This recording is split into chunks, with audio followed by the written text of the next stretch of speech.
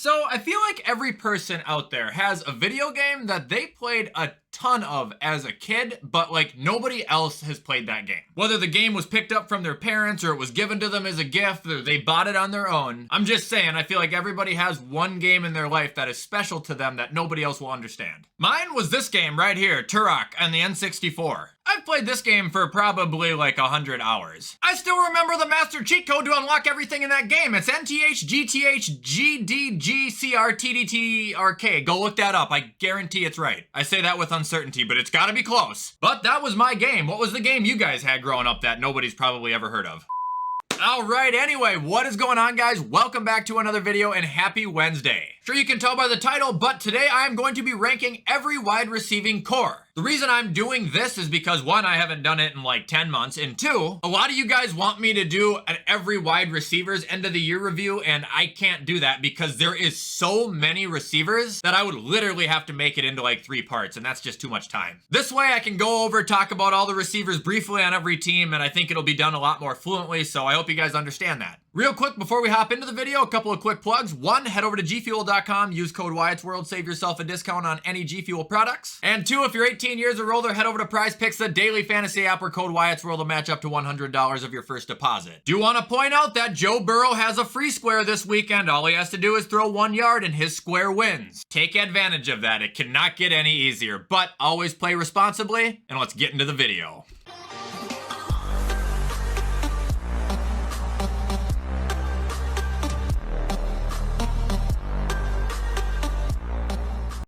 Alright guys, sorry about the long intro there. Sometimes I just gotta talk a little bit. Anyway, here we are at the list. Got it chopped up into 5 categories. At the top, we've got the elites. Under that, we've got the above average cores. In the middle, we've got the solid cores. Below solid, we've got the ones who are not ideal, and at the bottom, we've got those who are terrible. Alright, so I gave it all a shuffle, and first team is the Jets. I guess solid, because Garrett Wilson's really, really good, but I hate everybody else. I don't like Corey Davis, I don't like Denzel Mims, I don't like Elijah Moore, I don't like Braxton Berrios. Like, I just don't think they're all very good. But Garrett Wilson does give him enough momentum for me to at least put him in the solid category, because I think that guy is kind of low-key a dog. After the Jets, we've got the Bengals. Obviously elite, every receiver they have on their team could be a #1 receiver on any team in the league. Pretty ridiculous. Like, I just don't understand how they can farm receivers like they do. After the Bengals, we've got the Browns. Solid, man. They are very solid, actually. I mean, dude, Amari Cooper is good, and Peoples-Jones is just, I mean, he's flat out underrated at this point. Moving on, next, we've got the Broncos. I'm actually gonna say above average here. I think Judy and Sutton are actually both very good. This year was a dumpster fire for everybody in that organization. Like, I know that they've been in a continuous dumpster fire, but we saw what they were looking like when they got freed up at the end of the year, man. Like, they have talent and a lot of it. Alright, moving on to the next team, we got the Jags. Solid, apparently. I thought they were not ideal or terrible going into this year, but Zay Jones apparently isn't bad. Christian Kirk had a fantastic year, and Marvin Jones Jr. is probably one of the best vets you can have on your team. Alright, moving on to the next team, we've got the Lions, and hear me out, they're above average for the receivers. Amon-Ra, he is elite. Jameson Williams, he's gonna be elite. DJ Chark, you know how underrated he is? You know how good he was in Jacksonville? He was very good, and then Urban Meyer completely destroyed the last year of his career there. He was kicked to the curb, Detroit picked him up, and he exploded this year when they needed him. Moving on, we got the Vikings. Above average, but I'm not saying elite anymore. Yes, Jefferson is the best in the league, but KJ Osborne, he's fair, and Adam Thielen, he's fair, but he's like 34 and he's just slowing down as he gets older. Vikings are still great, but they aren't what they once were. After the Vikings, we've got the Bucks. I'm gonna go ahead and say elite still. I know that this year they might not have done that well, but you have Mike Evans and Chris Godwin. That's 2 for sure #1 receivers, and if Julio could stay healthy, he still has it in him. I know Julio's probably gonna be gone now, but still, it was an absurd amount of talent to have on that team this year, and it's unfortunate they didn't go as far as they wanted. Alright, up next, we've got the 49ers. They're elites. And that's not even counting George Kittle. I mean, Debo, we know, is an absolute machine. Just this year was a little bit slower for him, and I think he also battled some injuries, but we know who he is. And then also this year, we got to see the guy who I've been preaching since he was drafted, Brandon Ayuk, kind of shine out more. And now people are starting to understand how good he is. All right, moving on, we got the Falcons, and they are going to give us our first terrible. I know I like Drake London. I know Drake London isn't bad, but he didn't have a Garrett Wilson here. And they don't have Kelvin Ridley anymore. I mean, besides Drake London, we can't use Kyle Pitts in this equation. They have Demir Bird and Omalide Zacchaeus. After the Falcons, we've got the Texans. Terrible as well. I mean, Brandon Cooks would be good if he wanted to play there, but he ain't even trying, bro. Moving on, we got the Ravens. Not ideal, and hear me out. They have talent, it's just they're not healthy. I think Bateman can be a dog. Duvernay's proved he can be a dog. Sammy Watkins can play if he's not hurt, you know, like they have talent, but they've got to stay healthy. They're so damn injury prone. Away.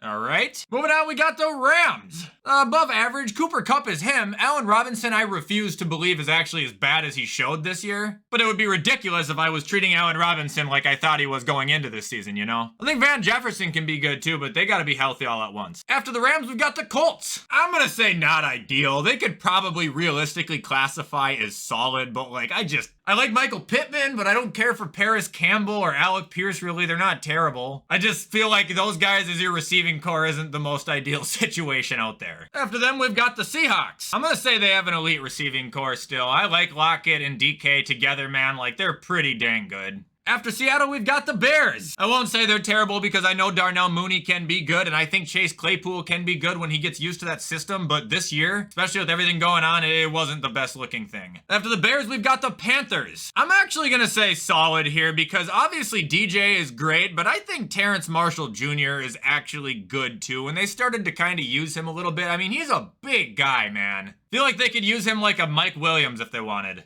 Up next, we've got Dallas. I'm actually going to go above average here. CD is excellent. Noah Brown, I think, is pretty underrated. And Michael Gallup has been pretty good in his career when he's not hurt, which, I mean, he's hurt a lot, but when he's there, he's there. Moving on, we got the Chargers. They're always going to at least be above average with the talent, but they were very, very injury prone this year as well. And it's hard to put them as elite considering both of their star receivers missed a lot of time. Keenan and Mike are great, but, I mean, they got to stay healthy, bro.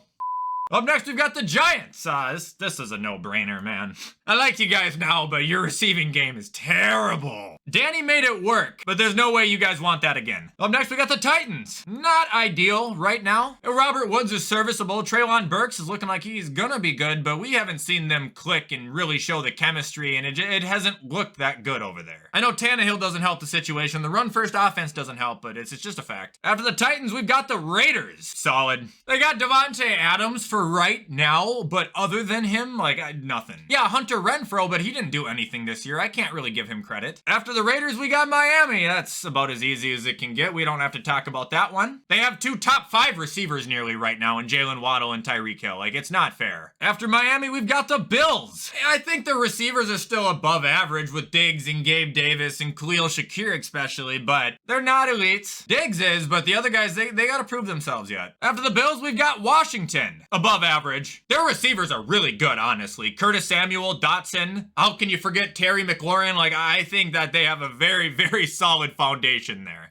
Moving on, we got the Chiefs. I'm just gonna say solid for their receivers. Like, I'm not gonna act like Juju, MVS, Kadarius Toney, you know, like there's some unstoppable force. They're not. They're a solid group, though. After the Chiefs, we've got the Saints. I mean, as of right now, Olave, Michael Thomas, Jarvis Landry, that's above average, man. Even if MT's hurt, they still have him as of right now. After the Saints, we've got the Steelers. Solid.